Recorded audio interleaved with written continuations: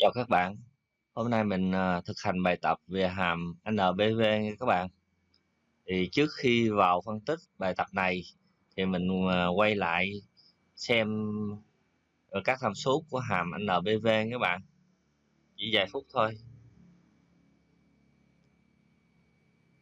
Hàm NBV giúp tính toán giá trị hiện tại gồng của một khoản đầu tư bằng cách sử dụng lãi suất chiết khấu và một chuỗi các khoản thanh toán thì mang giá trị âm, thu nhập mang giá trị dương trong tương lai. Hàm NBV nè các bạn, nó có là một là rate là lãi suất chiết khấu, value 1, value 2, value 3, vân vân. Đây là các khoản mà chi trả hoặc là thu nhập trong các kỳ của khoản đầu tư. Value 1, value 2, value 3, vân vân phải có khoảng cách thời gian bằng nhau và xảy ra vào cuối mỗi kỳ.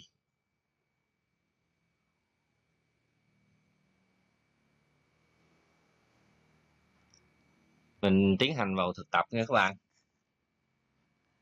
Đây,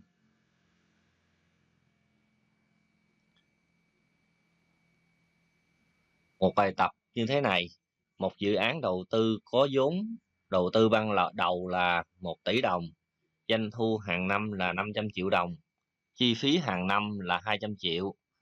Thời gian thực hiện của dự án này là 5 năm, lãi suất chiết khấu là 10% trên năm, tính NPV cho dự án. Thì mình bắt đầu mình tính, mình phân tích, mình tính nha các bạn. Thì năm của dự án là 5 năm. Thì từ 0, 1, 2, 3, 4, 5. Thời gian thực hiện dự án là 5 năm nha các bạn.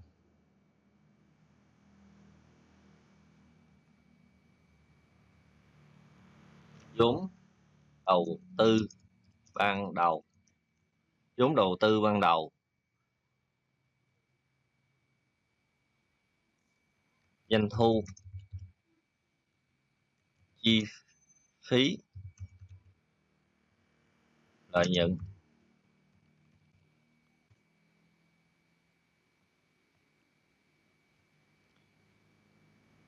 Doanh thu ban đầu, vốn đầu tư ban đầu là 1 tỷ nha các bạn. 1 tỷ. Doanh thu là hàng năm là 500 triệu.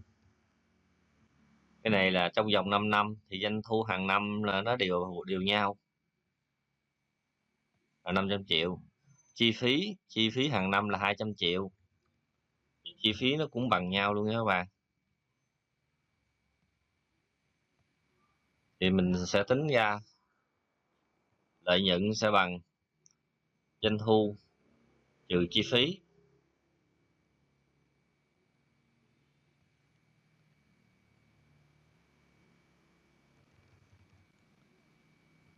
Mình làm một cái bảng ha cho dễ nhìn.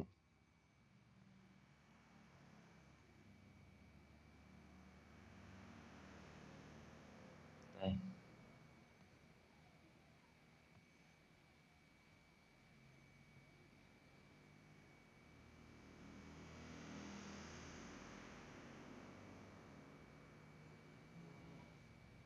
Lãi suất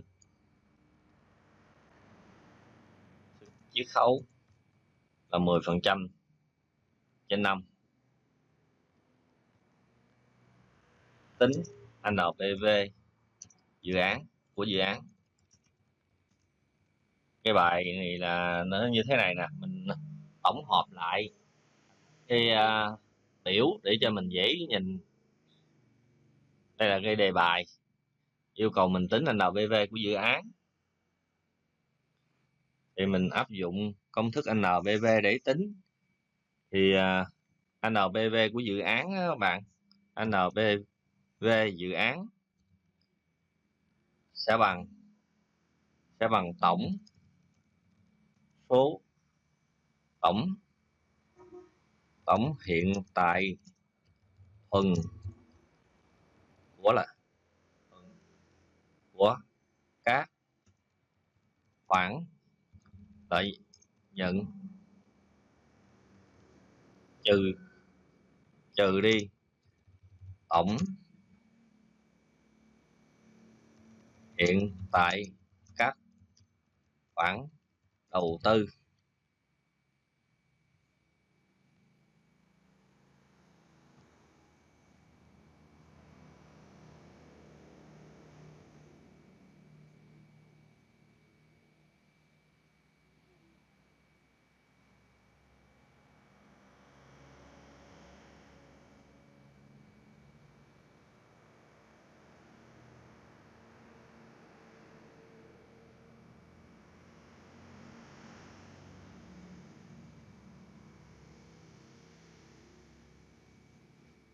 Đó các bạn, thì mình kéo lại cho nó đúng đầu tư, kéo lại cái bảng để mình phóng cái bảng lên nó cao cao to to lên để dễ nhìn.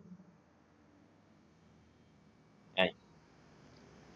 Thì NPV của dự án nó sẽ bằng tổng hiện tại thuần của các khoản lợi nhuận trừ cho tổng hiện tại của các khoản đầu tư.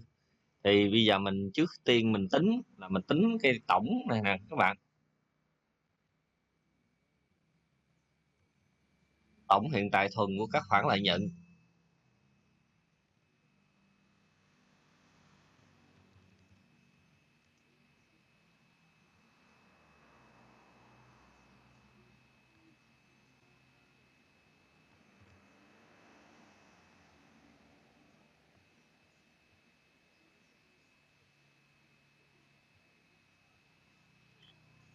Thì mình áp dụng hàm NPV để tính nha các bạn. NPV nè các bạn, đây lãi suất và cái phần giá value 1, value 2, value 3 này các bạn chọn đây, chọn từ năm nhất nè, lợi nhuận nè, từ năm nhất cho đến năm thứ năm.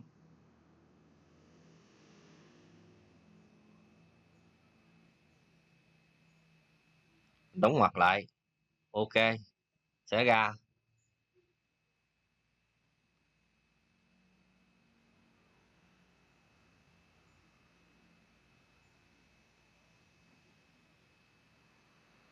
Thì cái này thì sẽ tính ra NPV của dự án sẽ bằng tổng hiện tại thuần của các khoản lợi nhuận nè,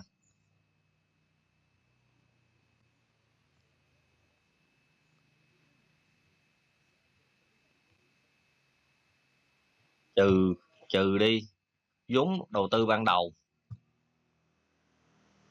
Tức là NPV của dự án là giá trị hiện tại thuần của dự án này là 137 triệu nha các bạn. Cái này là nó lớn hơn bằng không. Đối với khi mà đầu tư cái dự án này á, là dự án này khả thi. Đối